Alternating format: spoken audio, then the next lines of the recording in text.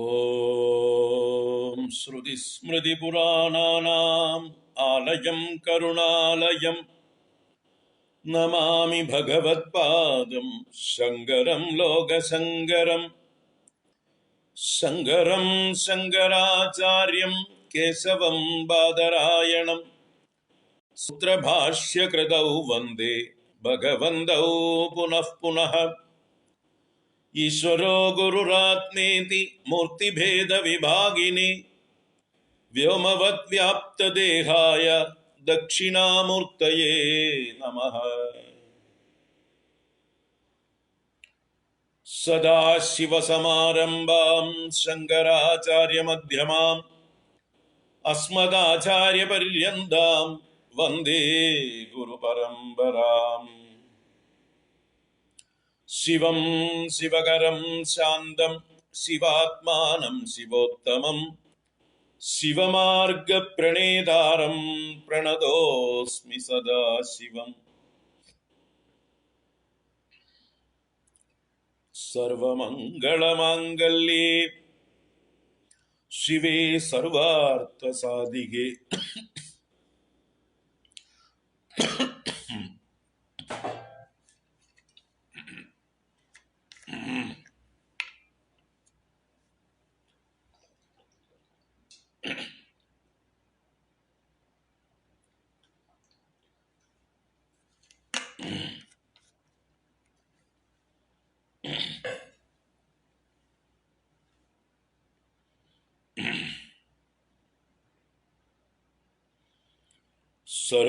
സർവമംഗളമാംഗല്യേ ശിവേ സർവാർത്ഥസാധികേ ശരണ്യേ ത്രംബകേ ഗൗരി നാരായണി നമോസ്തുതേ. ഓം ശ്രീ ഗുരുഭ്യോ നമഃ. ഓം നമഃ ശിവായ. ഓം ശ്രീ മഹാദേവ്യൈ നമഃ. ഓം അജ്ഞാനാന്തർഗഹനപതിതാൻ ആത്മവിദ്യോപദേശൈഃ ത്രാതും ലോകാൻ ഭവദവശിഖാതാപസംവച്യമാനാൻ മുക്ത്വാ മൗനം വടവിടവിനോ മൂലതോ നിഷ്പതന്തി ശംഭോ മൂർത്തിശ്ചരതി ഭുവനേ ശങ്കരാചാര്യരൂപാ. ശംഭോ മൂർത്തിശ്ചരതി ഭുവനേ ശങ്കരാചാര്യരൂപാ.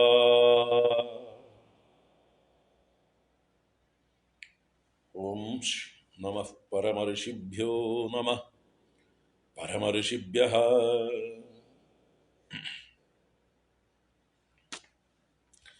ഓം. ഹരി ഓം. എല്ലാവർക്കും സ്വാഗതം. എല്ലാവർക്കും സുപ്രഭാതം, ശുഭദിനം, നമസ്കാരം. ശിവാനന്ദ ലഹരി ആണ് നമ്മൾ ഇന്നലെ ആരംഭിച്ചു വെച്ചത്. ഇന്നലെ കുറെ ആമുഖമായി കുറച്ച് കാര്യങ്ങൾ പറഞ്ഞു. 3 ശ്ലോകങ്ങൾ നമ്മൾ സാമാന്യമായിട്ട് കണ്ടു. ആ 3 ശ്ലോകങ്ങൾ ഇന്ന് ഒന്നുകൂടെ വായിക്കാം. എന്നിട്ട് നമുക്ക് പുതിയ ശ്ലോകങ്ങളിലേക്ക് പ്രവേശിക്കാം. ഓം. കലാഭ്യാം ചൂഡാലങ്കൃത ശശികലാഭ്യാം നിജതപഫലാഭ്യാം ഭക്തേഷു പ്രകടിത ബലാഭ്യാം ഭവതു മേ ശിവാഭ്യാം അസ്തോഗത്രിഭുവന ശിവാഭ്യാം ഹൃദി പുനർഭവാഭ്യാം ആനന്ദസ്ഫുരദനുഭവാഭ്യാം നതിരിയം. ഗളന്തി ശംഭോ ത്വച്ചരിത സരിത കിൽബിഷരജോ ദളന്തീധി കുല്യാ സരണിഷു പദന്തി വിജയതാം ദിശന്തി സംസാര ഭ്രമണ പരിതാപോപശമനം വസന്തി മച്ഛേദോ ഹൃദഭുവി ശിവാനന്ദലഹരി. ത്രയീവേദ്യം ഹൃദ്യം ത്രിപുരഹരമാദ്യം ത്രിനയനം ജഡാഭാരോദാരം ചലദുരഗഹാരം മൃഗധരം മഹാദേവം ദേവം മയി സദയഭാവം പശുപതിം ചിദാലംബം സാംബം ശിവമതിവിഡംബം ഹൃദി ഭജേ.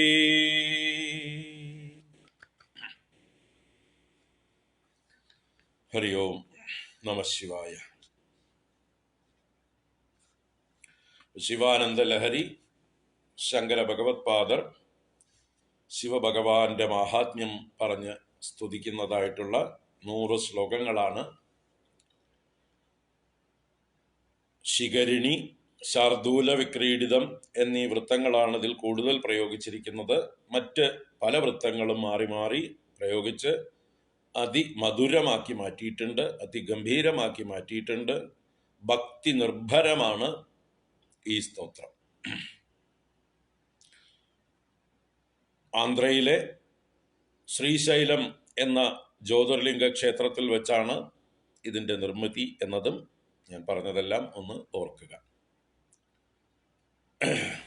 1-ാമത്തെ ശ്ലോകം മംഗളാചരണം ആയിരുന്നു. 2 പേരെയും വണങ്ങിക്കൊണ്ടുള്ള ദ്വിവചന പ്രയോഗങ്ങളാണ് എല്ലാം പ്രയോഗിച്ചിരിക്കുന്നത്. മേ ഇയം നതിഹി ഭവതു എന്നതായിരുന്നു അതിലെ പ്രസ്താവം. എൻ്റെ ഈ നമസ്കാരം, നതിഹി എന്ന് പറഞ്ഞാൽ നമസ്കാരം, നതിഹി നുതിഹി, നുതി എന്ന് പറഞ്ഞാൽ സ്തുതിയാണ്, നതി എന്നാൽ നമസ്കാരം. അപ്പൊ മേ ഇയം നതിഹി, എൻ്റെ ഈ നമസ്കാരം ഭവതു. ആർക്ക് ഭവതു? ശിവാഭ്യാം ഭവതു. ശിവനും ശിവയ്ക്കുമായി, 2 പേർക്കുമായി ഭവിക്കട്ടെ എന്ന് പ്രാർത്ഥിച്ചുകൊണ്ട് ആ ശിവാഭ്യാം എന്നുള്ളതിൻ്റെ വിശേഷണങ്ങളായിട്ട് 7ഓളം വിശേഷണങ്ങൾ, 2 പേർക്കും ചേരുന്ന വിശേഷണങ്ങളെ ദ്വിവചന പ്രയോഗങ്ങളായി പ്രയോഗിച്ചു. കലാഭ്യാം, ചൂടാലങ്കൃത ശശികലാഭ്യാം, നിജ തപബലാഭ്യാം, ഭക്തേഷു പ്രകടിത ബലാഭ്യാം, അസ്തോക ത്രിഭുവന ശിവാഭ്യാം, ഹൃദി പുനർഭവാഭ്യാം, ആനന്ദസ്ഫുരത അനുഭവാഭ്യാം. ഇപ്പൊ 7 വിശേഷണങ്ങൾ ആർക്ക്? ശിവാഭ്യാം എന്നുള്ള 2 പേർക്കും ഒരേ വിശേഷണങ്ങൾ. പരസ്പരം കലകളായി പൂരിപ്പിച്ചിരിക്കുന്നവർക്കായിക്കൊണ്ട്, കലാസ്വരൂപികളായിക്കൊണ്ട്, അവർക്കായിക്കൊണ്ട്, ശിരസിൽ ചന്ദ്രക്കല ധരിച്ചിരിക്കുന്ന 2 പേർക്കായിക്കൊണ്ട്, 2 പേരും പരസ്പരം ചെയ്ത തപസ്സിന്റെ ഫലമായി പരസ്പരം ഭാര്യാഭർത്താക്കന്മാരായി തീർന്നവർക്കായിക്കൊണ്ട്, ഭക്തന്മാരുടെ നേർക്ക് പ്രകടിതമായ ഫലങ്ങളെ നൽകുന്നവരായ 2 പേർക്കായിക്കൊണ്ട്, അനൽപമായ ശിവത്തെ, മംഗളത്തെ ത്രിഭുവനങ്ങൾക്കും നൽകുന്നവരായ 2 പേർക്കായിക്കൊണ്ട്, എൻ്റെ ഹൃദയത്തിൽ വീണ്ടും വീണ്ടും പൊങ്ങി പൊങ്ങി തിരമാലകളായി ആരുടെ ചിന്തയാണോ ആവർത്തിച്ചു വരുന്നത് അവർക്കായിക്കൊണ്ട്, ആനന്ദസ്ഫൂർത്തിയുടെ അനുഭവ സ്വരൂപങ്ങൾക്കായിക്കൊണ്ട്, അങ്ങനെയുള്ള ശിവന്മാർ, ശിവ 2 പേർക്കായിക്കൊണ്ട് മേ ഇയം നതിഹി ഭവതു, എൻ്റെ ഈ നമസ്കാരം ഭവിക്കട്ടെ എന്ന് പ്രാർത്ഥിച്ചുകൊണ്ട് മംഗളാചരണം ചെയ്ത് ആരംഭിച്ചു. 2 പേരെയും ഒരുപോലെ സ്മരിച്ചു. തുടർന്ന് 2-ാമത്തെ ശ്ലോകത്തിൽ ശിവാനന്ദ ലഹരി വിജയതാം എന്നായിരുന്നു അതിലെ വിഷയം. ശിവാനന്ദ ലഹരി വിജയിക്കട്ടെ എന്ന് ആശംസിച്ചു, അല്ലെങ്കിൽ പ്രാർത്ഥിച്ചു. അപ്പൊ തൻ്റെ ഈ കൃതി ശിവാനന്ദ ലഹരി എന്ന പേരിട്ടിട്ടുണ്ട്. ഈ ശിവാനന്ദ ലഹരി എന്നതായിട്ടുള്ള കൃതി എന്നും വിജയിച്ചരുളട്ടെ എന്ന് സ്ഥൂലമായിട്ടുള്ള അർത്ഥമെങ്കിലും സൂക്ഷ്മമായിട്ടുള്ള അതിൻ്റെ അർത്ഥം, ആന്തരികമായിട്ടുള്ള അർത്ഥം, എൻ്റെ ഉള്ളിലെ ആ ശിവാനന്ദ പ്രവാഹം എന്നും വിജയിച്ചരുളട്ടെ. എൻ്റെ മനസ്സിൽ മറ്റു ചിന്തകളൊന്നും വിജയിക്കാതിരിക്കട്ടെ. എൻ്റെ മനസ്സിൻ്റെ മറ്റു വികാരങ്ങൾ, രാഗദ്വേഷങ്ങൾ, കാമക്രോധ ലോപമോഹ മത മാത്സര്യാദികൾ ഒന്നും വിജയിക്കാതിരിക്കട്ടെ. പകരം ഈ ശിവചിന്ത കൊണ്ടുള്ള ആനന്ദ പ്രവാഹം എൻ്റെ ഉള്ളിൽ തിരതല്ലി ഒഴുകട്ടെ. അപ്പൊ നമ്മുടെയൊക്കെ ഉള്ളില് ഈ ശിവചിന്ത ഒഴുകുകയാണെങ്കിൽ നമ്മുടെ ഉള്ളില് അശിവചിന്തകൾ ഒന്നും തന്നെ ഒഴുകുകയില്ല. അപ്പൊ അതും കൂടിയായി ആ പ്രാർത്ഥന കൊണ്ട്. അശിവചിന്തകളാണ് നമ്മുടെ ദുഃഖങ്ങൾക്കൊക്കെ കാരണം. ഏതൊക്കെയാ അശിവചിന്തകള്? കാമം, ക്രോധം, ലോഭം, മോഹം, മതം, മാത്സര്യം മുതലായിട്ടുള്ള ചിന്തകൾ തന്നെയാണ് അശിവചിന്തകൾ. അപ്പൊ ആ അശിവചിന്തകൾ വരാതിരിക്കാൻ ശിവചിന്ത എപ്പോഴും നമ്മുടെ ഉള്ളിൽ പ്രവഹിക്കട്ടെ. അപ്പൊ അത് ആനന്ദത്തെ നൽകും. അതാണ് ശിവാനന്ദ ലഹരി വിജയതാം എന്ന് പറഞ്ഞത്. അപ്പൊ ആ ശിവാനന്ദ ലഹരി എവിടുന്നാണ് ഉത്ഭവിക്കുന്നത്? ഹേ ശംഭോ ത്വച്ചരിത സരിത ഗളന്തി, അങ്ങയുടെ ചരിത്രമാകുന്ന ആ വലിയ സ്രോതസ്സിൽ നിന്ന്, വലിയ എന്താ പറയുക, ജലാശയത്തിൽ നിന്നാണത്. മാനസ സരസിൽ നിന്ന് ഗംഗാദി നദികൾ ഉത്ഭവിക്കുന്നത് പോലെ അങ്ങയുടെ ചരിത്രമാകുന്ന സരസിൽ നിന്നാണ് ഈ ശിവാനന്ദ ലഹരി പ്രവാഹം ഉത്ഭവിക്കുന്നത്. അത് പോകുന്ന വഴിയിൽ കിൽബിഷ രജഹ ദളന്തി, ആരൊക്കെ ഈ ശിവാനന്ദ ലഹരിയെ ആസ്വദിക്കുന്നുവോ, കേൾക്കുകയും ചൊല്ലുകയും ചെയ്യുന്നുവോ, അവരുടെ ഉള്ളിലുള്ളതായിട്ടുള്ള പാപങ്ങളാകുന്ന രജസ്സുകളെ, അഴുക്കുകളെ എല്ലാം അത് നശിപ്പിക്കുന്നു. ധീകുല്യ സരണിഷു പതന്തി, ഈ ശിവാനന്ദ ലഹരി പഠിക്കുന്ന ആളുകളുടെ ബുദ്ധിയിലെ ഓരോ കൈവഴികളിലും ഓരോ ചാലുകളിലൂടെയും അത് ഒഴുകി ബുദ്ധിയെ മുഴുവൻ കുളിർപ്പിച്ച് നനപ്പിച്ച് ബുദ്ധിയെ ശിവഭക്തിയിൽ ആറാടിക്കുന്നു. ബുദ്ധിയിലുള്ള സർവ്വ സംശയങ്ങളും നീക്കുന്നു. അങ്ങനെയുള്ളതും ധീകുല്യ സരണിഷു പതന്തി സംസാരഭ്രമണ പരിതാപ ഉപശമനം ദിശന്തി. ഇത്രയും കാലമായി സംസാരമാകുന്ന വനത്തിലോ മരുഭൂമിയിലോ അലഞ്ഞു തിരിഞ്ഞ് ദാഹിച്ചും ക്ഷീണിച്ചും വിശന്നും അല്ലെ, കഷ്ടപ്പാടുകൾ വന്യമൃഗങ്ങളുടെയും മറ്റുമൊക്കെ ആക്രമണങ്ങളും കൊണ്ട് പീഡിതരായി താപം അനുഭവിക്കുന്നതായിട്ടുള്ള ആളുകൾക്ക് ഉപശമനം ദിശന്തി, ആ ദുഃഖങ്ങൾക്കൊക്കെ ഉപശമനത്തെ നൽകുന്നതാണ് ഈ ശിവാനന്ദ ലഹരി. എന്തെന്നില്ലാത്ത ഒരു എന്താ പറയുക, ഒരു കുളിർനീരിൽ ആറാടി ആ പനിനീര് പോലെയുള്ള അമൃത് പോലെയുള്ളതായിട്ടുള്ള വെള്ളം കുടിക്കുന്നതായിട്ടുള്ള ഒരാളുകൾക്ക് ഉണ്ടാകുന്ന അവരുടെ ക്ഷീണമെല്ലാം മാറുന്നത് പോലെ സംസാര ദുഃഖങ്ങളുടെ എല്ലാ ഉപശമനവും സംഭവിക്കുന്നു ഈ ശിവാനന്ദ ലഹരിയിൽ മുഴുകുന്നവർക്ക്. ഈ ശിവാനന്ദ ലഹരി എവിടെ വസിക്കുന്നു? മച്ചേതോ ഹൃദഭുവി വസന്തി, എൻ്റെ ചേതസ് അതൊരു ഹൃദം, എൻ്റെ ഹൃദയം ഒരു ഹൃദം, ഒരു വലിയ തടാകം അല്ലെങ്കിൽ ഒരു കയം. ആ കയത്തിൽ വസിക്കുന്നതായിട്ടുള്ള ശിവാനന്ദ പ്രവാഹം, ശിവാനന്ദ തിരമാലകൾ അത് വിജയിച്ചരുളട്ടെ.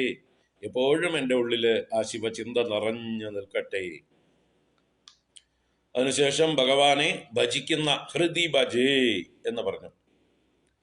അപ്പൊ ആ ശിവനെ, ശിവം അതിവിഡംബം ഹൃദി ഭജേ, ആ ശിവനെ, പരബ്രഹ്മസ്വരൂപനായ ആ ശിവനെ ഞാൻ ഹൃദയത്തിൽ ഭജിക്കുന്നു എന്നും പറഞ്ഞു. ഭഗവാന്റെ വിശേഷണങ്ങൾ, ശിവന്റെ വിശേഷണങ്ങൾ: ത്രയീവേദ്യം, വേദങ്ങളെ കൊണ്ട് അറിയപ്പെടേണ്ടവനും, ഹൃദ്യം, എല്ലാവർക്കും പ്രിയപ്പെട്ടവനും, ആത്മസ്വരൂപനായിരിക്കുന്നവനും, ത്രിപുരഹരം, ത്രിപുരന്മാരെ ദഹിപ്പിച്ചവനും, ആദ്യം, ഈ പ്രപഞ്ചമെല്ലാം ഉണ്ടാവുന്നതിന് മുമ്പേ ഉള്ളവനും, ത്രിനയനം, മുക്കണ്ണനായി അറിയപ്പെടുന്നവനും, ജടാഭാരോദാരം, ജടാഭാരം കൊണ്ട് ഉദാരനായിരിക്കുന്നവനും, ചലദുരകഹാരം, ജീവനുള്ളതായിട്ടുള്ള വലിയ വലിയ വാസുകി മുതലായ സർപ്പങ്ങൾ ഹാരമായി ധരിച്ചിരിക്കുന്നവനും, മൃഗധരം, മാനിനെ കയ്യിൽ ധരിച്ചിരിക്കുന്നവനും, മഹാദേവം, ദേവന്മാരിലെല്ലാം വലിയവനും, ദേവം, അനേക ലീലകൾ ചെയ്യുന്നവനും, മയി സദയഭാവം, എന്നോട് ദയ കാണിക്കുന്ന ഭാവത്തോടു കൂടിയവനും, പശുപതിം, ജീവന്മാരാകുന്ന സർവ ജീവജാലങ്ങൾക്കും രക്ഷകനായിരിക്കുന്നവനും, ചിദാലംബം, എൻ്റെ ഹൃദയത്തിന്, അറിവിന് ആലംബമായിരിക്കുന്നവനും, അഥവാ ചൈതന്യ സ്വരൂപനായിരിക്കുന്നവനും, സാംബം, അമ്പയോടുകൂടിയവനും, അതിവിഡംബം, പല ലീലകൾ ചെയ്യുന്ന, വിഡംബനം എന്ന് പറഞ്ഞാൽ ക്രീഡാലീല, കളി, വ്യാജം, വേഷം കെട്ട് എന്നൊക്കെ അർത്ഥമാണ്. അപ്പൊ പലതരത്തിൽ ആളുകളെ പരീക്ഷിക്കുന്ന ലീലകളൊക്കെ ചെയ്യുന്നതായിട്ടുള്ള തിരുവിളയാടൽ ചെയ്യുന്നവനായിട്ടുള്ള ആ ശിവനായിക്കൊണ്ട് ആ ശിവനെ ശിവം അഹം ഹൃദി ഭജേ, ഞാൻ ഹൃദയത്തിൽ ഭജിക്കുന്നു എന്ന് ചൊല്ലി. ഇനി നമുക്ക് അടുത്ത ശ്ലോകങ്ങളിലേക്ക് പോകാം. എല്ലാം ഓരോ ശ്ലോകവും കടന്ന് പോകുന്തോറും മധുരത്തിൻ്റെ ഭക്തിയുടെ മധുരം ആസ്വദിക്കാം. നമുക്ക് മധുരം കൂടിക്കൂടി വരുന്നത് കാണാം. 4-ാം ശ്ലോകം. സഹസ്രം വർത്തന്തേ ജഗതി വിബുധാഃ ക്ഷുദ്രഫലദാഃ ന മന്യേ സ്വപ്നേ വാ തദനുസരണം തത്കൃതബലം ഹരിബ്രഹ്മാദീനാം അപി നികടബാജാം അസുലഭം ചിരം യാചേ ശംഭോ ശിവ തവ പദാംബോജഭജനം. സഹസ്രം വർത്തന്തേ ജഗതി വിബുധാഃ ക്ഷുദ്രഫലദാഃ ന മന്യേ സ്വപ്നേ വാ തദനുസരണം തത്കൃതഫലം ഹരിബ്രഹ്മാദീനാം അപി നികടബാജാം അസുലഭം ചിരം യാചേ ശംഭോ ശിവ തവ പദാംബോജഭജനം. അതിന്റെ മലയാളവും ചൊല്ലാം. നിസ്സാരാഭിഷ്ടതന്മാർ നിരവധി അമരർ വാണിടുന്നു ജഗത്തിൽ, തൽ സേവക്കിൽ ഉറക്കത്തിലും ഒരു ഫലവും വേണ്ടെനിക്കേകിയാലും ബ്രഹ്മാവും വിഷ്ണുവും നിന്നരികിലിഹ ഭജിച്ചിടിലും കൈവരാത്താസൽ സേവ്യം ത്വൽപദാംബോരുഹ ഭജന ഫലം തന്നെ ഇച്ഛിപ്പു നിത്യം. അർത്ഥം നോക്കാം. ഇവിടെ ശങ്കരാചാര്യർ തന്റെ ശിവഭഗവാനോടുള്ളതായിട്ടുള്ള അനന്യഭക്തിയെ പ്രകടിപ്പിക്കുകയാണ്. ഏകാന്ത ഭക്തി എന്നൊക്കെ പറയും. ഏകാന്തം എന്ന് പറഞ്ഞാൽ അന്തേ ഏകം, ഒറ്റൊന്നില് മാത്രം ശ്രദ്ധ, ബാക്കിയുള്ളതിനെയൊക്കെ നെഗേറ്റ് ചെയ്യണം, തള്ളിക്കളയണം. വേറൊന്നിലും എനിക്ക് ശ്രദ്ധയില്ല. എനിക്ക് ഭഗവാനെ അങ്ങയെ മാത്രമേ വേണ്ടൂ, അങ്ങയുടെ പാതാരവിന്ദങ്ങളെ മാത്രമേ ഞാൻ ആശ്രയിക്കുന്നുള്ളൂ. എനിക്ക് അത് തന്ന് അനുഗ്രഹിച്ചാലും, അങ്ങയുടെ പാദങ്ങളെ സേവിക്കുവാനുള്ള ഭാഗ്യം തന്ന് എന്നെ അനുഗ്രഹിച്ചാലും വേറെ ഒരു ദേവന്മാരെയും എനിക്ക് താല്പര്യമില്ല. ഈ ലോകത്തിൽ ഒരുപാട് ദേവന്മാരുണ്ട്, ഞാൻ കേട്ടിട്ടുണ്ട്, അല്ലെങ്കിൽ പലരും ഉപാസിക്കുന്നത് കണ്ടിട്ടുണ്ട്, നമ്മുടെ ശാസ്ത്രങ്ങളൊക്കെ പ്രതിപാദിക്കുന്നുണ്ട്. അനേക ദേവന്മാർ, 30 കോടി ദേവന്മാർ എന്ന് പറഞ്ഞു കേട്ടിട്ടുണ്ട്. അവരെയൊന്നും എനിക്ക് വേണ്ട, എനിക്ക് അങ്ങയെ മാത്രം മതി എന്നുള്ള ആ ഒരു ഭാവമാണ് ഇവിടെ പ്രകടിപ്പിക്കുന്നത്. നോക്കൂ. സഹസ്രം വർത്തന്തേ ജഗതി വിബുധാഃ ക്ഷുദ്രഫലദാഃ. ഒന്നാമത്തെ വരി. ജഗതി എന്ന് പറഞ്ഞാൽ ജഗത്തിൽ എന്നർത്ഥമാണ്. ജഗത്ത് എന്നുള്ള ശബ്ദത്തിന്റെ സപ്തമി വിഭക്തിയാണ്. അതിങ്കൽ എന്നുള്ള അർത്ഥം വരുന്നതാണ് സപ്തമി വിഭക്തി. അപ്പൊ ജഗതി എന്ന് പറഞ്ഞാല് ജഗത്തിങ്കൽ, ലോകത്തിൽ, 14 ലോകത്തിലും എന്നൊക്കെ അർത്ഥം. അപ്പൊ ജഗത്തില് സഹസ്രം വർത്തന്തേ വിബുധാഹ. വിബുധാഹ എന്ന് പറഞ്ഞാൽ വിബുധന്മാരെന്ന് പറഞ്ഞാൽ ദേവന്മാരെന്ന് മുഖ്യാർത്ഥം. ബ്രാഹ്മണർ, അറിവുള്ളവർ എന്നൊക്കെ അർത്ഥമുണ്ട്. ഏറ്റവും മുഖ്യ അർത്ഥം ദേവന്മാർ എന്നാണ്. അപ്പൊ വിബുധാഹ എന്ന് പറഞ്ഞാൽ ദേവാഹ. എത്ര വർത്തന്തേ? സഹസ്രം വർത്തന്തേ. 1000കണക്കിന് വർത്തിക്കുന്നുണ്ട് ദേവന്മാര്. എൻ്റെ അടുത്തേക്ക് വരൂ, എൻ്റെ അടുത്തേക്ക് വരൂ, എൻ്റെ അടുത്തേക്ക് വരൂ എന്ന് പറഞ്ഞ് നമ്മളെ ആകർഷിച്ചുകൊണ്ട് പല ദേവന്മാർ പല ഭാവത്തില് ഉണ്ട്. നമ്മുടെ ശാസ്ത്രങ്ങളൊക്കെ പറഞ്ഞു തരുന്നുണ്ട് അല്ലേ? അങ്ങനെ അനേക ദേവന്മാരുണ്ട്. പക്ഷെ അവരൊക്കെ എങ്ങനെയുള്ളവരാണ്? ക്ഷുദ്രഫലദാഃ. ക്ഷുദ്രഫലദാഃ എന്ന് പറഞ്ഞാൽ ക്ഷുദ്രമായ ഫലങ്ങളെ ദാനം ചെയ്യുന്നവർ. ക്ഷുദ്രം ഫലം ദദാതീതി ക്ഷുദ്രഫലദഃ. അവരുടെ ബഹുവചനം ക്ഷുദ്രഫലദാഃ. ക്ഷുദ്രം എന്ന് പറഞ്ഞാല് അല്പം എന്നർത്ഥമുണ്ട്, പെട്ടെന്ന് നശിക്കുന്നത് എന്നർത്ഥമുണ്ട്, നിസ്സാരം, അന്തസ്സാര ശൂന്യമായത് എന്നൊക്കെ അർത്ഥം. അപ്പൊ പെട്ടെന്ന് നശിക്കുന്നതും അർത്ഥമില്ലാത്തതും അല്പമായതുമൊക്കെ ആയിട്ടുള്ള ഫലങ്ങളെ ദാനം ചെയ്യുന്നതായിട്ടുള്ള അനേകായിരം ദേവന്മാര് ഈ ലോകത്തിലുണ്ട്. സഹസ്രം വർത്തന്തേ ജഗതി വിബുധാഹ ക്ഷുദ്രബലദാഹ. എന്നിട്ട് ആദിശങ്കര ഭഗവത്പാദർ പറയണ ന മന്യേ സ്വപ്നേവാ തദനുസരണം. ഞാനേ അഹം ന മന്യേ, ഞാൻ വിചാരിക്കുന്നേ ഇല്ല, ചിന്തിക്കുന്നേ ഇല്ല എന്ത് തദനുസരണം, അവരെ അനുസരിക്കുക എന്നുള്ളത്, അവരെ പിന്തുടരുക എന്നുള്ളത്, അവരെ ഉപാസിക്കുക എന്നുള്ളത്. സ്വപ്നേവ, സ്വപ്നത്തിൽ കൂടി ഞാൻ ചിന്തിക്കാറില്ല. പിന്നെയല്ലേ ജാഗ്രതത്തില്. അപ്പൊ സ്വപ്നത്തിൽ പോലും ഞാൻ ചിന്തിക്കാറില്ല. അതുകൊണ്ട് തന്നെ ജാഗ്രത അവസ്ഥയിൽ ഞാൻ ഒട്ടും അവരുടെ അടുത്തേക്ക് പോണോന്ന് ചിന്തിക്കാറില്ല. കാരണം അവരൊക്കെ നൽകുന്നത് ക്ഷുദ്രങ്ങളായ ഫലങ്ങളാണ്. അതുകൊണ്ട് അവരെ അനുസരിക്കാൻ ഞാൻ ചിന്തിക്കാറേ ഇല്ല. തൽകൃത ഫലം, ഇനി അവരെ ഉപാസിച്ചിട്ട് അതിൽ നിന്ന് കിട്ടുന്ന തൽകൃതമായിട്ടുള്ള ഫലത്തെക്കുറിച്ചും ഞാൻ സ്വപ്നത്തിൽ പോലും ചിന്തിക്കാറില്ല. അവരിൽ നിന്ന് കിട്ടുന്ന ഫലം എന്താണെന്ന് പറഞ്ഞല്ലോ, ക്ഷുദ്രമായിട്ടുള്ള ഫലം. അപ്പൊ നിസ്സാരങ്ങളായിട്ടുള്ള ഫലങ്ങളെക്കുറിച്ചും അവരെ ഉപാസിക്കുന്ന വിധികളെക്കുറിച്ചും ഞാൻ ഒരിക്കലും ചിന്തിക്കാറില്ല. സ്വപ്നത്തിലും എൻ്റെ മനോരാജ്യത്തിലും ഒന്നിലും ഇല്ല. പിന്നെയാണോ ജാഗ്രത്തില് എന്ന് പറഞ്ഞുകൊണ്ട് പറഞ്ഞു. ഹരിബ്രഹ്മാദീനാമപി നികടഭാജാം അസുലഭം തവ പദാംബോജ ഭജനം ഹേ ശംഭോ ശിവ അഹം ചിരം യാചേ. അഹം ചിരം യാചേ, ഞാൻ ചിരമായി യാചിക്കുന്നു, ഞാൻ എപ്പോഴും ആഗ്രഹിക്കുന്നു, പ്രാർത്ഥിക്കുന്നു. സ്ഥിരം തന്നെയാണ് ചിരം. അപ്പൊ സ്ഥിരമായി ഞാൻ പ്രാർത്ഥിക്കുന്നു, എപ്പോഴും പ്രാർത്ഥിക്കുന്നു. എന്തിനായിക്കൊണ്ട്? തവ പദാംബോജ ഭജനം. ഹേ ശിവ, ഹേ ശംഭോ എന്ന് രണ്ട് സംബോധന. അല്ലയോ ശംഭോ, മംഗളത്തെ ഭവിപ്പിക്കുന്നവനെ, അല്ലയോ മംഗളസ്വരൂപനായിരിക്കുന്നവനെ, തവ പദാംബോജ ഭജനം അഹം ചിരം യാചി. അങ്ങയുടെ പാദകമലങ്ങളെ സേവിക്കലാണ് ഞാൻ എപ്പോഴും ആഗ്രഹിക്കുന്നത്, അതിനു വേണ്ടിയാണ് പ്രാർത്ഥിക്കുന്നത്. എന്നാൽ അതാണെങ്കിലോ അത് വളരെ ദുർലഭമായിട്ടുള്ള ഭാഗ്യമാണ്. എല്ലാവർക്കും സാധിക്കുന്ന കാര്യമല്ല ഭഗവാന്റെ പദാംബോജ ഭജനം. അത് പറയണൂടെ, ഹരിബ്രഹ്മാദീനാമപി നികടഭാജാം അസുലഭം.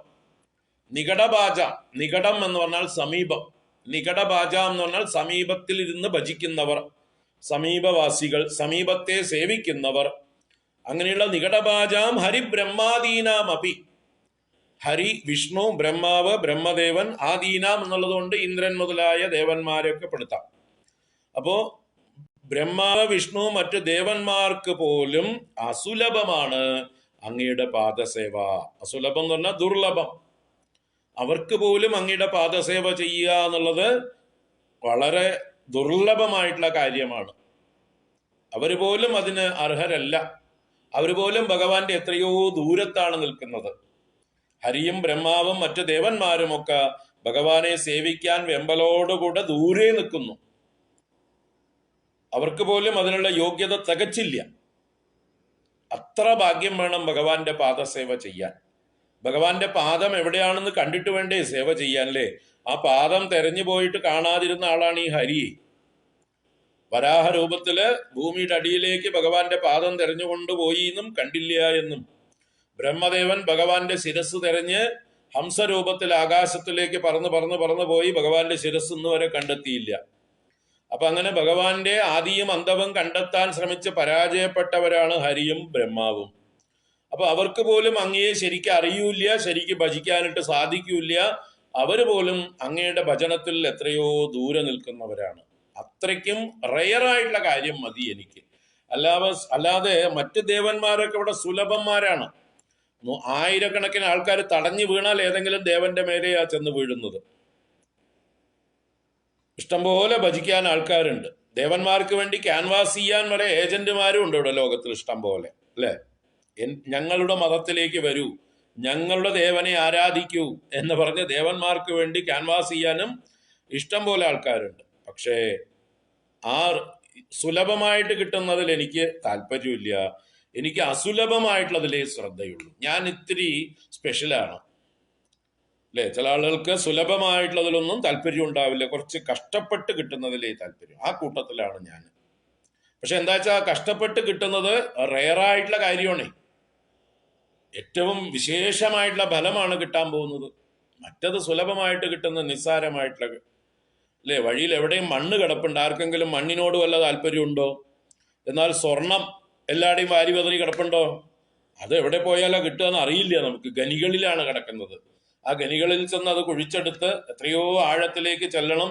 എന്നിട്ട് അവിടുന്ന് ഈ എന്താ പറയുക, അയിരുകളാണ് കുഴിച്ചെടുക്കുക. സ്വർണത്തിന്റെ മറ്റു മാലിന്യങ്ങളോട് കൂടിയ മണ്ണ് കുഴിച്ചെടുത്ത് അതിൽ നിന്ന് സ്വർണം വേർതിരിച്ചെടുക്കണമെങ്കിൽ നല്ല പണിയുണ്ട്. പക്ഷെ അത് വേർതിരിച്ചെടുത്തു കഴിഞ്ഞാലോ അതിന്റെ വിലയും മണ്ണിന്റെ വിലയും ഒന്നല്ലല്ലോ.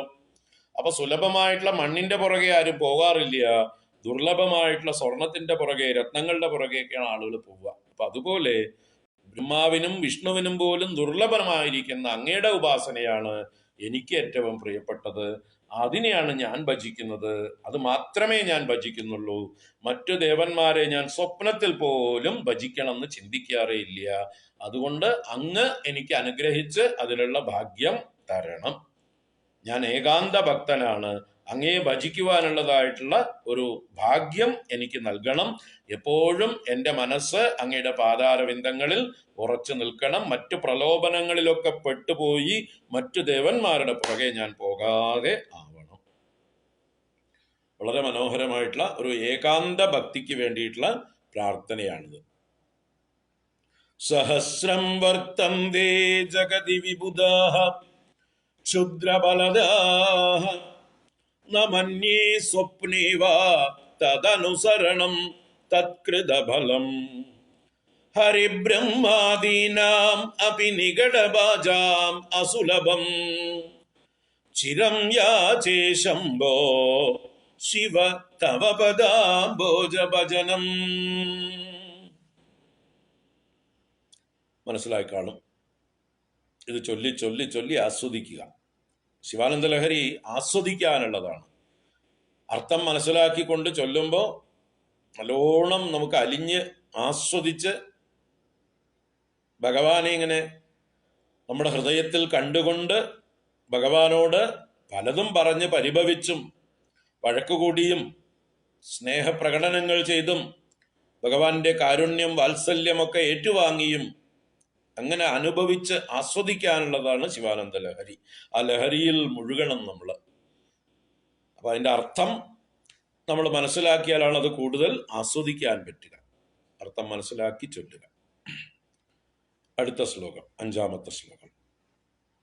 സ്മൃതൗ ശാസ്ത്രേ വൈദ്യേ ശകുന കവിതാ ഗാന ഭണിതൗ പുരാണേ മന്ത്രേ വാ സ്തുതി നടനഹാസ്യേഷു അചതുരഃ കഥം രാജ്ഞാം പ്രീതിർഭവതി മയി കോഹം പശുപതേ പശും മാം സർവജ്ഞ പ്രദിത കൃപയാ പാലയ വിഭോ.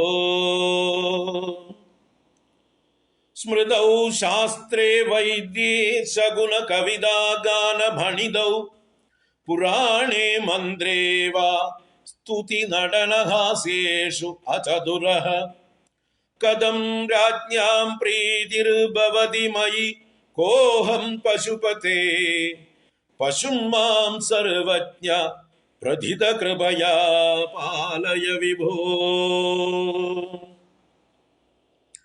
നൃത്തം വൈദ്യം പുരാണം സ്മൃതികൾ കവിത ശാസ്ത്രങ്ങൾ ഹാസ്യോക്തി നാട്യം മന്ത്രം സംഗീത ജ്യോത്സ്യ സ്തുതികളിവകളിൽ കേമനൽ ഒട്ടുമേ ഞാൻ.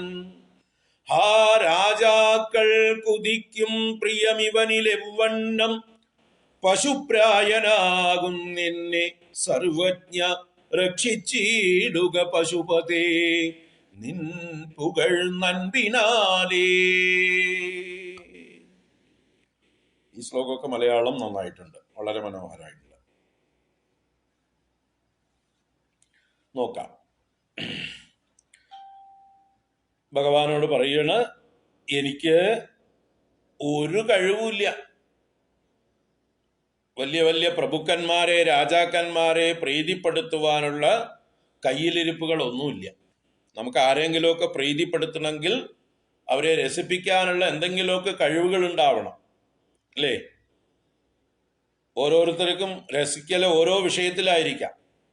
അപ്പൊ അതാത് വിഷയത്തിൽ താല്പര്യമുള്ള പണ്ഡിതന്മാരോ രസികന്മാരോ ഭാവനാ സമ്പന്നന്മാരോ ഒക്കെ ആയിട്ടുള്ള ധനികന്മാരുടെ അടുത്ത് ചെന്നാല് നമുക്ക് പലതും പറഞ്ഞ് നേരം കളഞ്ഞ് അവസാനം എന്തെങ്കിലും സമ്മാനവും പട്ടും വളയും പ്രശസ്തിയും ചെമ്പുപത്രവും ഒക്കെ വാങ്ങിച്ചിട്ട് വരാം, അല്ലേ? എന്താണ്? സ്മൃതൗ ശാസ്ത്രേ വൈദ്യേ ശകുന കവിത ഗാന ഭണ്ഡൗ പുരാണേ മന്ത്രേവ സ്തുതി നടന ഹാസ്യേഷു അചതുരഃ. അചതുരഃ, അചതുരഃ എന്ന് പറഞ്ഞാൽ ചതുരനല്ല ഞാൻ. ചതുരൻ എന്ന് പറഞ്ഞാൽ സാമർഥ്യമുള്ളവൻ എന്നർത്ഥമാണ്.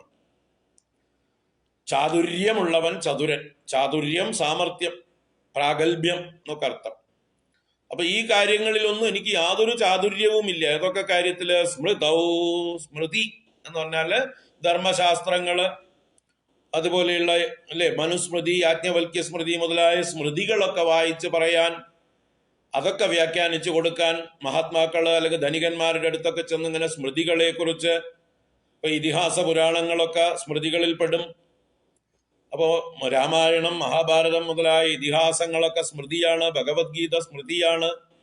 മനുസ്മൃതി, യാജ്ഞവൽക്യ സ്മൃതി മുതലായ സ്മൃതികളുണ്ട്. മറ്റു ധർമ്മശാസ്ത്രങ്ങളൊക്കെ സ്മൃതിയാണ്. ഇതൊക്കെ വ്യാഖ്യാനിച്ചു കൊടുക്കാനുള്ള കഴിവ് അചതുരഃ അഹം. ശാസ്ത്രേ, മറ്റു പല ശാസ്ത്രങ്ങൾ വ്യാഖ്യാനിക്കാൻ, ന്യായം, വൈശേഷികം, സാഖ്യം, യോഗം മുതലായ ശാസ്ത്രങ്ങളോ അതുപോലെയുള്ള ദർശനങ്ങളോ ഒക്കെ പറഞ്ഞ് രസിപ്പിക്കാൻ, ധനികന്മാർക്ക് അറിവ് പകർന്നു കൊടുക്കാനുള്ള കഴിവൊന്നും എനിക്കില്ല.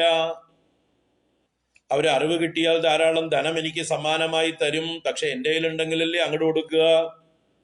വൈദ്യേ, ഇനി വൈദ്യത്തിൽ നൈപുണ്യം ഉണ്ടെങ്കിൽ ചികിത്സാരംഗത്ത് എനിക്കൊന്ന് വിലസാമായിരുന്നു. ഇടയ്ക്കിടയ്ക്ക് ഇങ്ങനെ പകർച്ചവ്യാധികളൊക്കെ വന്നുകൊണ്ടിരിക്കുന്നുണ്ട്. അപ്പൊ വൈദ്യന്മാർക്കൊക്കെ വില കൂടും. അങ്ങനെ വൈദ്യത്തിൽ വല്ല അറിവുണ്ടോങ്കിൽ അതും ഇല്ല. വൈദ്യേ ശകുന കവിത ഗാന ഭണിതൗ. ശകുനം, ശകുനശാസ്ത്രം, നിമിത്ത ശാസ്ത്രം എന്നൊക്കെയുള്ള ശാസ്ത്രങ്ങളുണ്ട്. ശകുനം നോക്കി ഓരോ കാര്യങ്ങൾ പറയുക, ഓരോ നിമിത്തങ്ങൾ നോക്കി പറയുക, മുഖലക്ഷണം നോക്കി പറയുക, ഇങ്ങനെയുള്ള ഒരു ശാസ്ത്രങ്ങളുണ്ട്. ശകുനശാസ്ത്രം, അത് പറയാനുള്ള സാമർഥ്യമില്ല.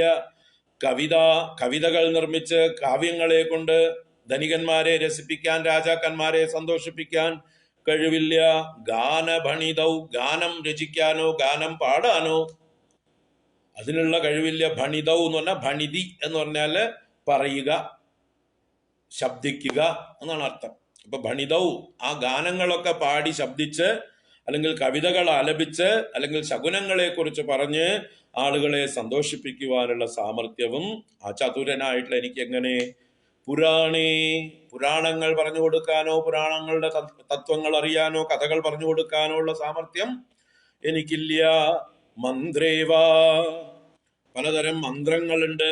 ആ മന്ത്രങ്ങളെ കുറിച്ച് പറഞ്ഞു കൊടുക്കാനോ, അല്ലെങ്കിൽ മന്ത്രേ എന്ന് പറഞ്ഞാല് മന്ത്രിമാരുടെ പണിയും മന്ത്രണമാണ്.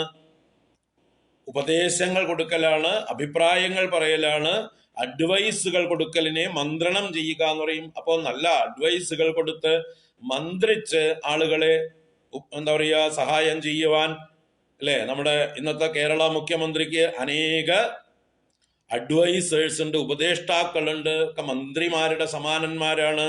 നല്ല ശമ്പളം കൊടുക്കണ്ടല്ലോ, 1.5 ലക്ഷം 2 ലക്ഷം വെച്ചിട്ട് പല അലവൻസുകൾ ഉണ്ടല്ലോ അവർക്ക്. അപ്പൊ അതുപോലുള്ള സാമർഥ്യം എനിക്കില്ല.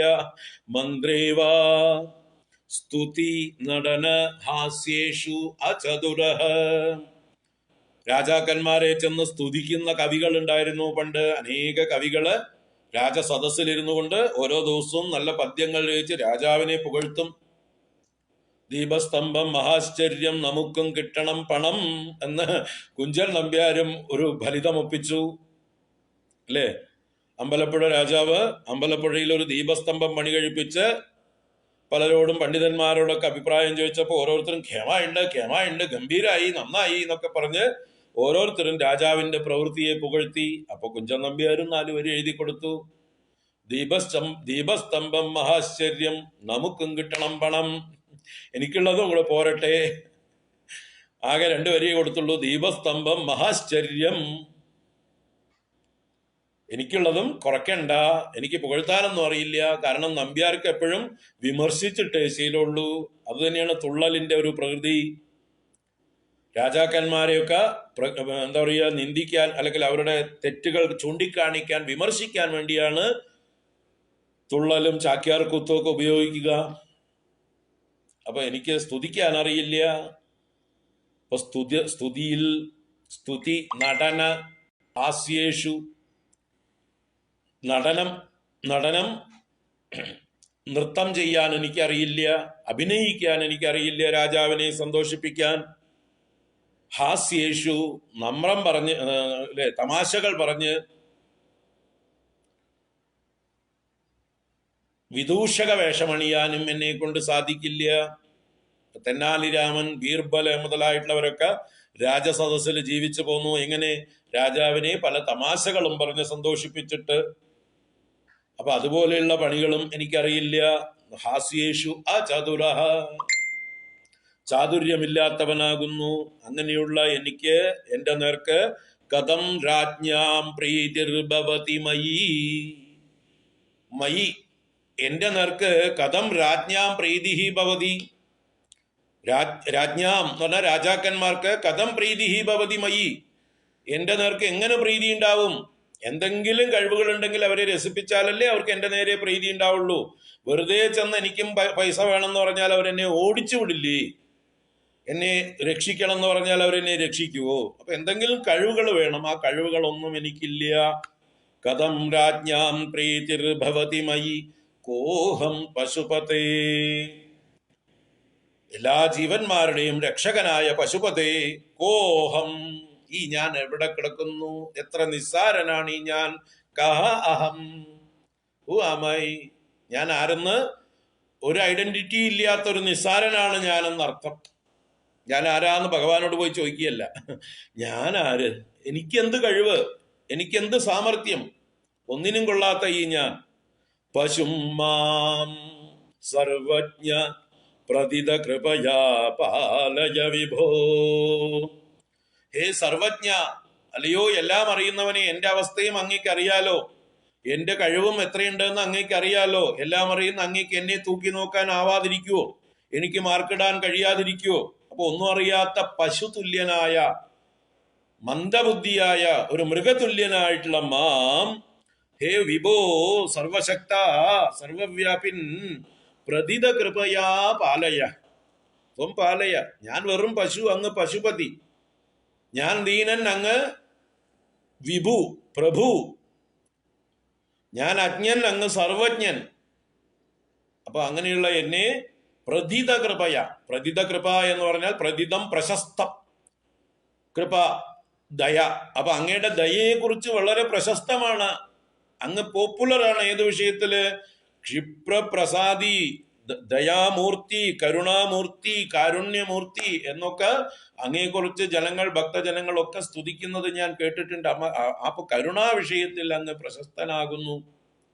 അങ്ങനെയുള്ള അങ്ങയുടെ പ്രശസ്തമായ കൃപ ഒന്നുകൊണ്ട് മാത്രം എന്നെ പാലിച്ചാലും, അല്ലാതെ എനിക്ക് യാതൊരു യോഗ്യതയും ഇല്ല. വെറും പശു, ഒരു നിസ്സാരൻ, ഒന്നുമില്ലാത്തവൻ. അങ്ങനെയുള്ള ഞാൻ അങ്ങയെ ശരണം പ്രാപിച്ചിരിക്കുന്നു. അങ്ങയുടെ കരുണ മാത്രമാണ് എന്നെ സേവിക്കുവാനുള്ള ഒരു യോഗ്യത. അങ്ങേക്ക് കരുണയുണ്ട് എന്നുള്ളത് തന്നെയാണ് എനിക്കുള്ള വിശ്വാസം. ആ പ്രതിതമായ കൃപ കൊണ്ട് മാം പാലയ. പശുപതേ, സർവജ്ഞ, വിഭോ, മൂന്ന് സംബോധനകൾ ഈ ശ്ലോകത്തിൽ ഭഗവാനെ വിളിച്ചു. എന്നിട്ട് തന്റെ നിസ്സാരതയെ, തനിക്കൊന്നും അറിയില്ല എന്നുള്ള കാര്യത്തെ പ്രകടിപ്പിച്ചു. ഭഗവാനോട് രക്ഷിക്കാനായിട്ട് അപേക്ഷിക്കുകയാണ്. സ്മൃതൗ ശാസ്ത്രേ വൈദ്യേ ശകുന കവിതാ ഗാന ഭണിതൗ പുരാണേ മന്ത്രേ വാ സ്തുതി നടന ഹാസ്യേഷു അചതുരഃ കഥം രാജ്ഞാം പ്രീതിർഭവതി മയി കോഹം പശുപതേ പശും മാം സർവജ്ഞ പ്രതിത കൃപയാ പാലയ വിഭോ. അടുത്ത ശ്ലോകം നോക്കാം. ഗഡോ വാ മൃത്പിണ്ഡോപ്യണുരപി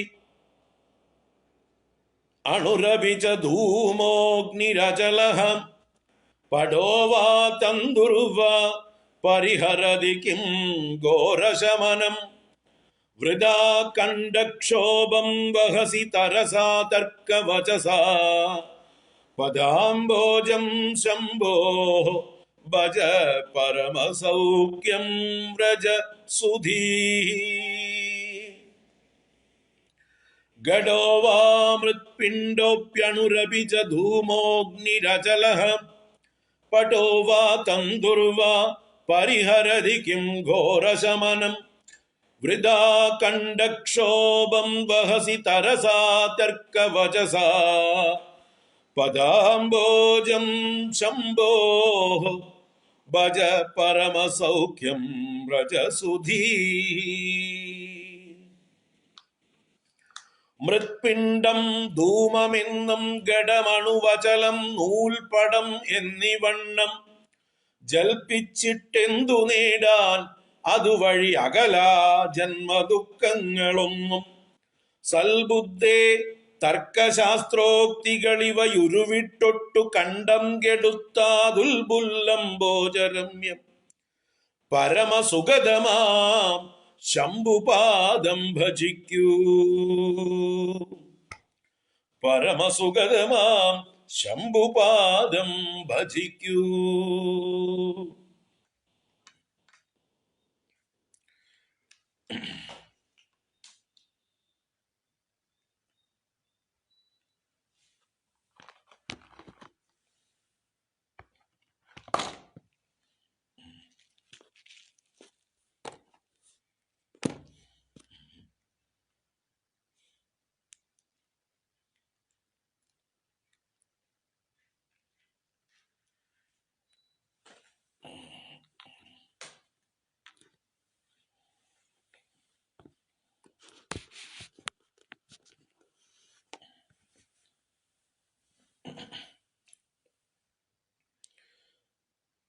ഇപ്പൊ ഇവിടെ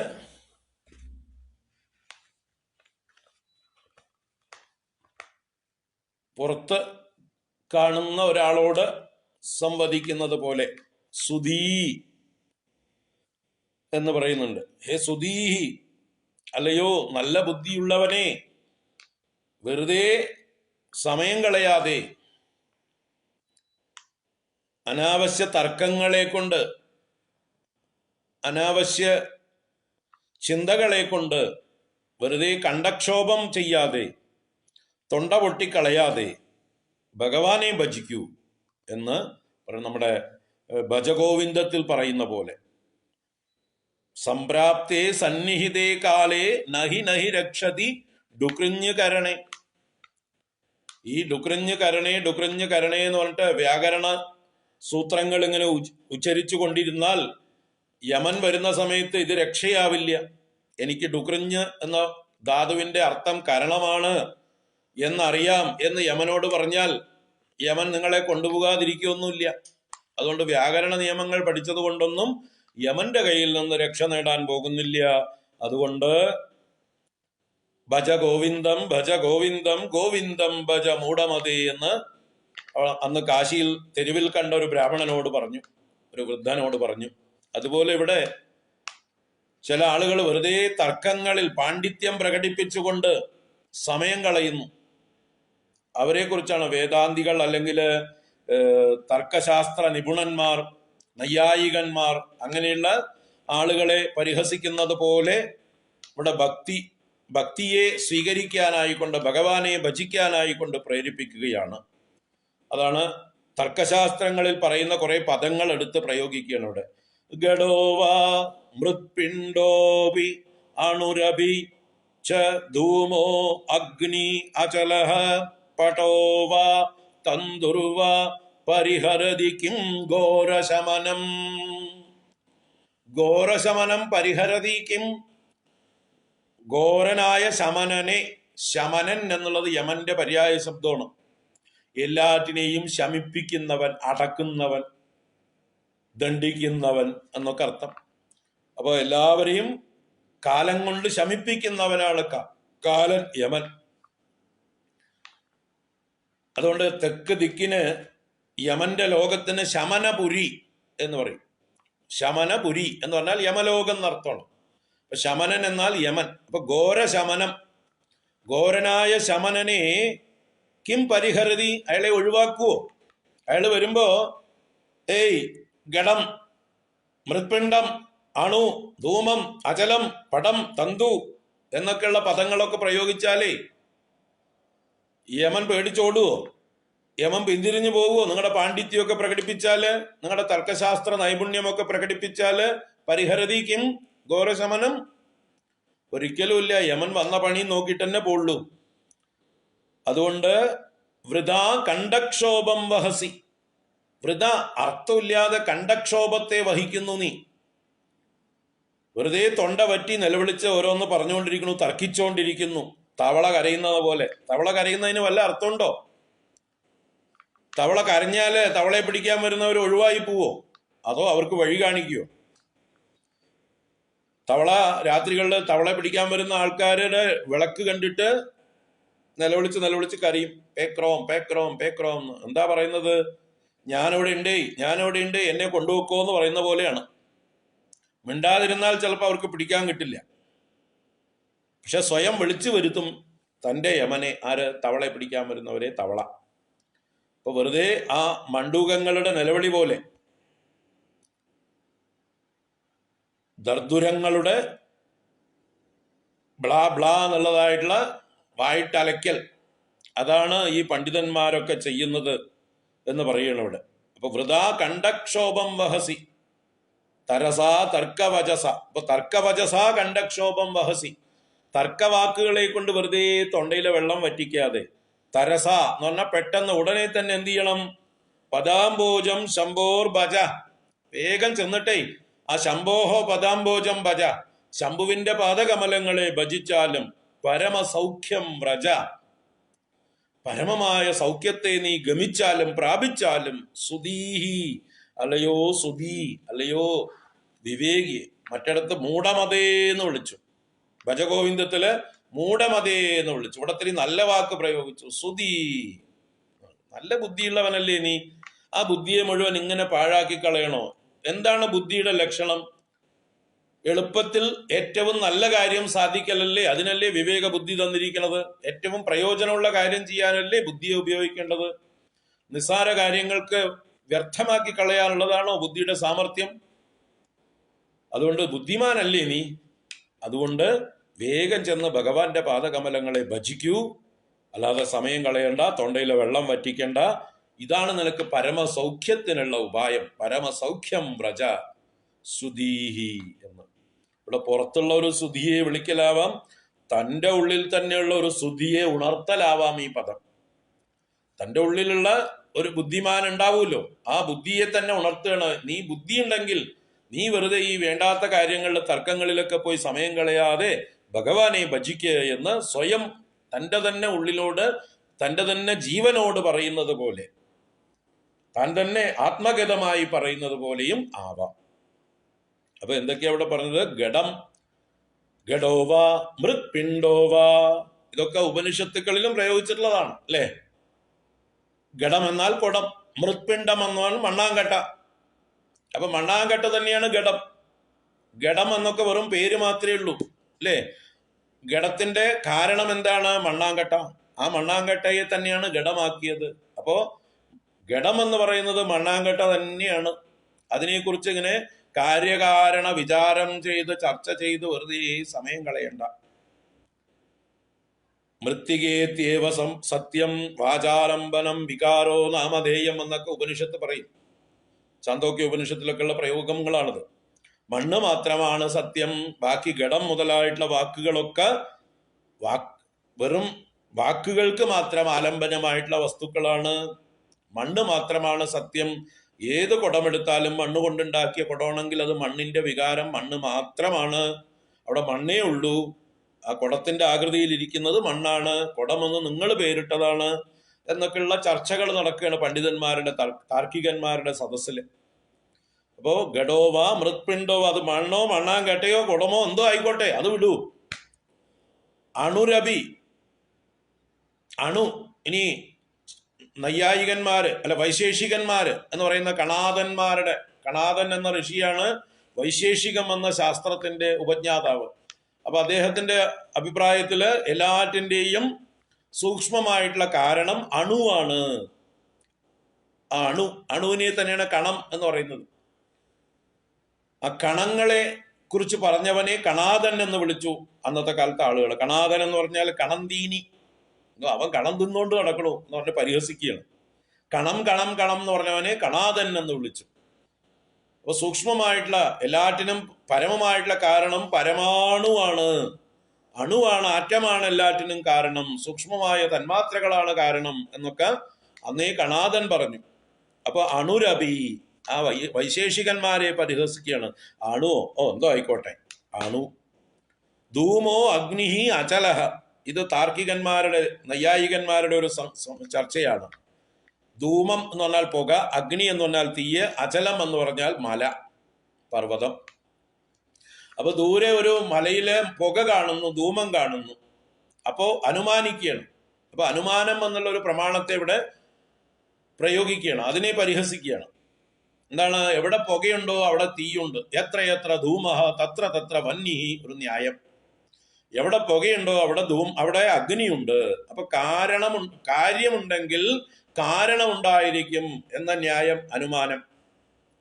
അതിനെ പരിഹസിക്കണം. ഇവിടെ ധൂമും അജലും അഗ്നിയും പറഞ്ഞുകൊണ്ടിരിക്കുന്നു. അതൊക്കെ വിട്ടിട്ട് ഇങ്ങോട്ട് വരൂ.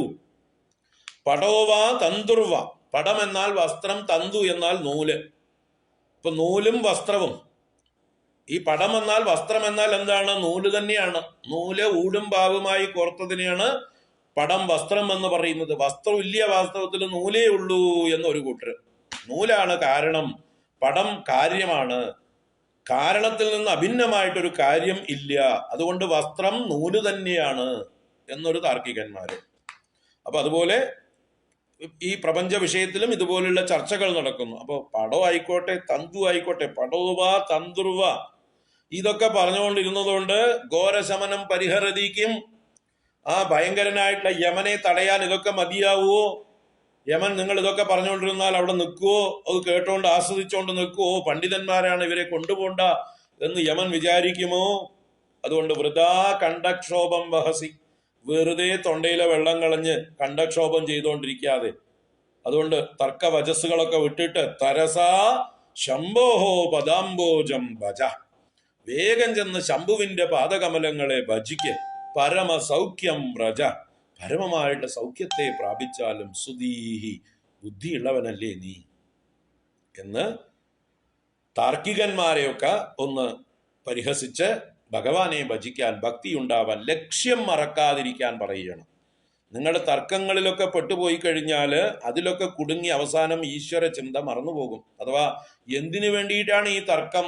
ഈശ്വര സാക്ഷാത്കാരത്തിന് വേണ്ടി സഹായിക്കണം ഈ തർക്കങ്ങളൊക്കെ. പക്ഷെ ആളുകൾ അതിൽ തന്നെ കുടുങ്ങിപ്പോകും, ആ പാണ്ഡിത്യത്തിൽ ഭ്രമിച്ചു പോകും, എന്നിട്ട് ലക്ഷ്യമായ ഈശ്വരനെ മറന്നുപോകും. അപ്പൊ അതൊക്കെ വിട്ടിട്ട് വരൂ ഇങ്ങട് എന്ന് ക്ഷണിക്കുകയാണ് ആചാര്യൻ നമ്മളെയൊക്കെ. ഗഡോവാമൃത്പിണ്ഡോപ്യണുരപി അണുരപിച്ച ധൂമോഗ്നിരചലഃ പടോവാ തന്തുർവാ പരിഹരതി കിം ഘോരശമനം വൃഥാ കണ്ഠക്ഷോഭം വഹസി തരസാ തർക്കവചസാ പദാംബോജം ശംഭോഃ ഭജ പരമസൗഖ്യം വ്രജ സുഖീ വ്രജസുധീഹി. അടുത്ത ശ്ലോകം ഗംഭീരമായിട്ടുള്ളൊരു പ്രാർത്ഥനയാണ്, അതും കൂടി നോക്കി നിർത്താം. മനസ്തേ പാദാബ്ജേ നിവസതു വജസ്തോത്ര ഭണിതൗ കരശ്ചാഭ്യർച്ചായാം ശ്രുതിരപി കഥാകർണന വിധൗ തവ ധ്യാനേ ബുദ്ധിഃ നയനയുഗളം മൂർത്തി വിഭവേ പരഗ്രന്ഥാൻ കൈർവാ പരമശിവ ജാനേ പരമതഃ. മനസ്തേ പാദാബ്ജേ നിവസതു വജസ്തോത്ര ഭണിതൗ കരശ്ചാഭ്യർച്ചായാം ശ്രുതിരപി ച കഥാകർണന വിധൗ തവ ധ്യാനേ ബുദ്ധി നയനയുഗളം മൂർത്തി വിഭവേ പരഗ്രന്ഥാൻ കൈർവാ പരമശിവ ജാനേ പരമതഃ. എൻ ചിത്തം വാണിടട്ടെ ശിവപദകമലത്തിങ്കൽ വാക്കും സ്തവത്തിൽ കൈ രണ്ടും പൂജയിങ്കൽ ചെവി കഥ ശ്രവിക്കാൻ കാൽ വലം വച്ചിടാനും ധ്യാനത്തിൽ ബുദ്ധി നിത്യം തവ തനു നുകരാൻ കണ്ണു രണ്ടും ഭവിച്ചാൽ പിന്നെ മറ്റെന്തു ചെയ്യുവാനുതകണമുലകിൽ മാനവൻ ഇന്ദ്രിയങ്ങൾ. മനോഹരമായിട്ടുണ്ട്. ഇപ്പോ അനേക പുരാണങ്ങളിലും മറ്റു സ്തുതികളിലും ഒക്കെ പറയുന്ന വിഷയം തന്നെയാണ് ഇവിടെയും ആചാര്യ ഭഗവത്പാദർ പ്രാർത്ഥിക്കുന്നത്. മനഃ തേ പാദാബ്ജേ നിവസതു, എന്റെ മനസ്സ് തേ പാദാബ്ജേ നിവസതു, അങ്ങയുടെ പാദകമലങ്ങളിൽ നിവസിക്കട്ടെ എന്ന് പറഞ്ഞാൽ എന്റെ മനസ്സ് എപ്പോഴും അങ്ങയുടെ പാദകമലങ്ങളെ കുറിച്ച് ചിന്തിക്കുമാറാകട്ടെ, അതിനെ തന്നെ സ്മരിക്കുമാറാകട്ടെ, പാദസ്മരണയിലിരിക്കട്ടെ എന്റെ മനസ്സ്.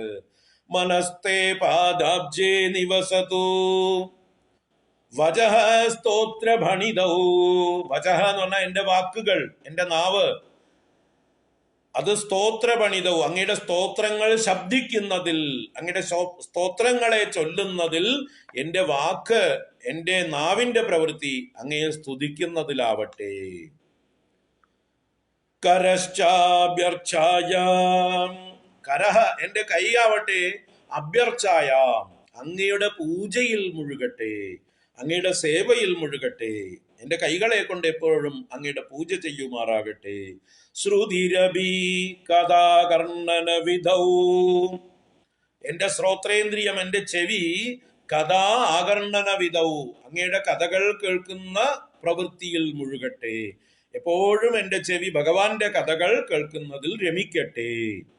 തവ ധ്യാനേ ബുദ്ധി, എന്റെ ബുദ്ധി എപ്പോഴും അങ്ങയെക്കുറിച്ച് ധ്യാനിക്കുന്നതിൽ, അങ്ങയുടെ തത്വം ചിന്തിക്കുന്നതിൽ എന്റെ ബുദ്ധി രമിക്കട്ടെ. തവ ധ്യാനേ ബുദ്ധി നയനയുഗളം മൂർത്തി വിഭവേ, എന്റെ രണ്ട് കണ്ണുകൾ, നയനയുഗളങ്ങൾ, മൂർത്തി വിഭവേ അങ്ങയുടെ മൂർത്തിയുടെ വൈഭവങ്ങളെ കാണുവാൻ. അഷ്ടമൂർത്തിയാണങ്ങ്, ഈ പ്രപഞ്ചം തന്നെ അങ്ങയുടെ നടനമാണ്, അങ്ങയുടെ ശരീരമാണ്. സൂര്യനും ചന്ദ്രനും നക്ഷത്രങ്ങളും കാറ്റും അഗ്നിയും ഭൂമിയും എല്ലാം തന്നെ അങ്ങയുടെ ശരീരത്തിലെ അവയവങ്ങളാണ്. പഞ്ചഭൂതങ്ങളൊക്കെ അങ്ങയുടെ ശരീരത്തിലെ അവയവങ്ങളാണ്. അങ്ങ് അഷ്ടമൂർത്തിയാണെന്ന് ഞാൻ കേട്ടിട്ടുണ്ട്. അപ്പൊ അങ്ങനെയുള്ള അങ്ങയുടെ മൂർത്തി വൈഭവത്തെ കാണാനാകട്ടെ എന്റെ നയനയുഗളം. നയനയുഗളം മൂർത്തി വിഭവേ. അപ്പൊ എന്റെ പ്രധാന ഇന്ദ്രിയങ്ങളൊക്കെ ഇങ്ങനെ എല്ലാ കാര്യത്തിലും എപ്പോഴും ഭഗവാനെ കാണുന്നതിൽ, ഭഗവാനെ ചിന്തിക്കുന്നതിൽ, ഭഗവാന് വേണ്ടി പ്രവർത്തിക്കുന്നതിൽ രമിക്കട്ടെ എന്ന് പ്രാർത്ഥിച്ചുകൊണ്ട് പറയുന്നു. പരഗ്രന്ഥാൻ കൈർവാ പരമശിവജാനേ പരം അതഃ. പരമതഃ എന്ന് അവസാനം പറയുന്നത് തിരിച്ചിടുമ്പോ അതഃ പരം എന്നാവും. അതഃ പരം, ആഫ്റ്റർ ദാറ്റ് എന്ന് പറഞ്ഞാൽ എന്റെ മെയിൻ ഇന്ദ്രിയങ്ങളെല്ലാം അങ്ങയുടെ പ്രവൃത്തിയിൽ മുഴുകിക്കഴിഞ്ഞാൽ പിന്നെ അതിനുശേഷം അതഃ പരം കൈഹിവ, ഏത് ഇന്ദ്രിയങ്ങളെ കൊണ്ടാണ് ഹേ പരമശിവ പരഗ്രന്ഥാൻ ജാനേ, മറ്റു വിഷയങ്ങളെ ഞാൻ അറിയുക. അപ്പൊ ഏത് ഇന്ദ്രിയങ്ങളെ കൊണ്ടാ മറ്റു വിഷയങ്ങളെ അറിയുക എന്ന് ചോദിച്ചാൽ ഒരു ഇന്ദ്രിയങ്ങളും ഫ്രീ ഇല്ല, എല്ലാം ഓക്കുപ്പൈഡ് ആണ്, ബിസിയാണ്. അതുകൊണ്ട് മറ്റ് ഇന്ദ്രിയങ്ങളെ കൊണ്ടൊന്നും മറ്റ് വിഷയങ്ങളൊന്നും കാണാനില്ല. മറ്റ് ഗ്രന്ഥങ്ങൾ പഠിക്കാനോ, മറ്റ് ദേവതകളെ പൂജിക്കാനോ, മറ്റ് കഥകൾ കേൾക്കാനോ, വേറെ വിഷയങ്ങളിലൊന്നും രമിക്കാനോ എനിക്ക് ഒഴിവില്ല. അതുകൊണ്ട് അതഃപരം ഹേ പരമശിവ കൈഹി ഇന്ദ്രിയൈഹി വാ അഹം പരഗ്രന്ഥാൻ ജാനേ, മറ്റേത് ഇന്ദ്രിയങ്ങളെ കൊണ്ട് ഞാൻ അങ്ങല്ലാത്ത മറ്റ് വിഷയങ്ങളെ കുറിച്ച് ചിന്തിക്കും, അറിയും? ഒരു വഴിയില്ല. അപ്പൊ ഞാൻ രക്ഷപ്പെടും. എല്ലാ ഇന്ദ്രിയങ്ങളെ കൊണ്ടും അങ്ങയെ മാത്രം അനുഭവിക്കുകയാണ് ഞാൻ, അല്ലേ? മനസ്തേ പാദാബ്ജേ നിവസതു വചഃ സ്തോത്രപണിതൗ കരശ്ചാഭ്യർച്ഛായാം ശ്രുതിരഭി കഥാകർണന വിധൗ തവ ധ്യാനേ ബുദ്ധി നയനയുഗളം മൂർത്തി വിഭവേ പരഗ്രന്ഥാൻ കൈർവാ പരമശിവ ജാനേ പരമതഃ. അപ്പൊ എല്ലാ ഇന്ദ്രിയങ്ങളെയും ഭഗവത് കർമ്മങ്ങളിൽ എൻഗേജ് ചെയ്ത് കഴിഞ്ഞാൽ പിന്നെ ഏത് ഇന്ദ്രിയം കൊണ്ട് എന്ത് വേണ്ടാത്ത പ്രവൃത്തി ചെയ്യാൻ? ഒരു കാര്യത്തിനും പിന്നെ സമയമില്ല നമുക്ക്. അപ്പോ ഭാഗവതത്തില് നളകൂബര മണിഗ്രീവന്മാർ എന്ന കുബേരപുത്രന്മാർ കൃഷ്ണ ഭഗവാനോട് യാചിക്കുന്നുണ്ട് അല്ലേ? ആ ഉരലുകൊണ്ട് 2 മരങ്ങളെ തള്ളി വീഴ്ത്തിയിട്ടപ്പോ അതിൽ നിന്ന് 2 ദിവ്യന്മാര് പുറത്തു വന്നില്ല. അവരാണ് കുബേരപുത്രന്മാര്. അവരും ഭഗവാനോട് പ്രാർത്ഥിച്ചത് എന്താ? വാണീ ഗുണാനുകദനേ ശ്രവണൗ കഥായാം ഹസ്തൗ ച കർമ്മസു മനസ്തവ പാദയോർനഃ സ്മൃത്യാം ശിരസ്തവ നിവാസ ജഗൽ പ്രണാമേ ദൃഷ്ടിർ സദാം ദർശനേസ്തു ഭവത്തനൂനാം. ഓരോ ഇന്ദ്രിയങ്ങളും ഏതേത് കർമ്മങ്ങളിൽ മുഴുകണം എന്ന് ആ നളകൂപരമണി പ്രാർത്ഥിച്ചു. അതേ പ്രാർത്ഥന തന്നെയാണ് ഇവിടെ. സൗന്ദര്യലഹരിയിലെ ജപോ ജൽപ ശില്പം സകലമഭി മുദ്രാവിരചന എന്ന് 27-ാം ശ്ലോകത്തിൽ കണ്ടില്ലേ? സമാനമായിട്ടുള്ള ആശയമാണ് ഇവിടെയും. കായേന വാച മനസ ഇന്ദ്രിയേർവാ ബുദ്ധ്യാത്മനാവ പ്രകൃതേ സ്വഭാവാത് കരോമി യദ്യത് സകലം പരസ്മൈ നാരായണായേതി സമർപ്പയാമി. ആ തത്വം തന്നെയാണ് ഈ 7-ാമത്തെ ശ്ലോകം. എൻ ചിത്തം വാണിടട്ടെ ശിവപദകമലത്തിങ്കൽ വാക്കും സ്തവത്തിൽ കൈരണ്ടും പൂജയിങ്കൽ ചെവി കഥ ശ്രവിക്കാൻ കാൽ വലം വച്ചിടാനും ധ്യാനത്തിൽ ബുദ്ധി നിത്യം തവ തനു നുകരാൻ കണ്ണു രണ്ടും ഭവിച്ചാൽ പിന്നെ മറ്റെന്തു ചെയ്യുവാനുതകണമുലകിൽ മാനവൻ ഇന്ദ്രിയങ്ങൾ. ഇപ്പൊ ഇവിടെ ഈ മലയാളത്തിലേക്ക് വന്നപ്പോഴേക്കും കാൽ വലം വച്ചിടാനും എന്നുള്ളത് കവിയുടെ അഡീഷണൽ ആണ്, ശങ്കരാചാര്യ പറഞ്ഞില്ലെങ്കിലും. പക്ഷെ അതൊക്കെ നമുക്ക് ചേർത്ത് വായിക്കേണ്ടതാണ് താനും. ഒരു വൃത്തത്തിൽ ചെയ്യുമ്പോൾ പദങ്ങൾ പരിമിതമായിട്ടേ ഉപയോഗിക്കാൻ പറ്റുള്ളൂ, എല്ലാം അതിൽ കുത്തി നിറയ്ക്കാൻ പറ്റില്ല. അപ്പൊ ബാക്കി എല്ലാ ഇന്ദ്രിയങ്ങളെ കൊണ്ടും എന്തൊക്കെ ചെയ്യണം എന്നുള്ളത് നമ്മൾ ചേർത്ത് വായിക്കേണ്ടതാണ്. എപ്പോഴും നമ്മുടെ എല്ലാ ഇന്ദ്രിയങ്ങളും ഭഗവത് കർമ്മങ്ങളിൽ മുഴുകിയാൽ പിന്നെ നമുക്ക് വേണ്ടാത്തത് ചെയ്യാനൊന്നും സമയം ഉണ്ടാവില്ല. ഈ വേണ്ടാത്തത് ചെയ്യലാണ് നമ്മുടെ ദുഃഖങ്ങൾക്കൊക്കെ കാരണം. അപ്പൊ നമുക്ക് ദുഃഖം ഒഴിവാക്കണോ? വേണ്ടാത്തത് ചെയ്യാതിരിക്കണം. അപ്പൊ അതിനെന്ത് ചെയ്യണം? കൈകളെ കൊണ്ട് നല്ല കാര്യങ്ങള്, ഭഗവാനെ പൂജിക്കുന്ന കാര്യങ്ങൾ ചെയ്യണം. കാതുകളെ കൊണ്ട് ഭഗവാന്റെ കഥകൾ കേൾക്കണം. വേണ്ടാത്ത വിഷയങ്ങൾ കേൾക്കാതിരിക്കണം. പരദൂഷണങ്ങളും പൊട്ടക്കഥകളും കേൾക്കാതിരിക്കണം. കണ്ണുകളെ കൊണ്ട് എല്ലാം ഭഗവാനായിട്ട് കാണുമാറാകണം. ശിരസ് എല്ലായിടത്തും ഭഗവാനാണെന്ന് കണ്ട് നമസ്കരിക്കുമാറാകണം. സഞ്ചരിക്കുന്ന വഴികളെല്ലാം ഭഗവാന്റെ പ്രദക്ഷിണമായി മാറണം. ഇങ്ങനെ പറയുന്ന വാക്കുകളെല്ലാം ഭഗവാന്റെ സ്തുതികളായി തീരണം. സ്മരണയെല്ലാം ഭഗവാനെ കുറിച്ചിട്ടുള്ള ധ്യാനമായി മാറണം. ഇങ്ങനെ ഓരോ പ്രവൃത്തിയും ഓരോ ഇന്ദ്രിയങ്ങളും ഭഗവത് കാര്യങ്ങളിൽ മുഴുകിയാൽ പിന്നെ നമുക്ക് വേറൊന്നും ചെയ്യാനുള്ള സമയമില്ല, ഇന്ദ്രിയങ്ങള് ഒഴിവുമില്ല, അതുകൊണ്ട് ദുഃഖവും ഇല്ല. നമുക്ക് നാളെ തുടരാം. ഹരി ഓം. എല്ലാവർക്കും ധന്യമായൊരു ദിവസം ആശംസിക്കുന്നു.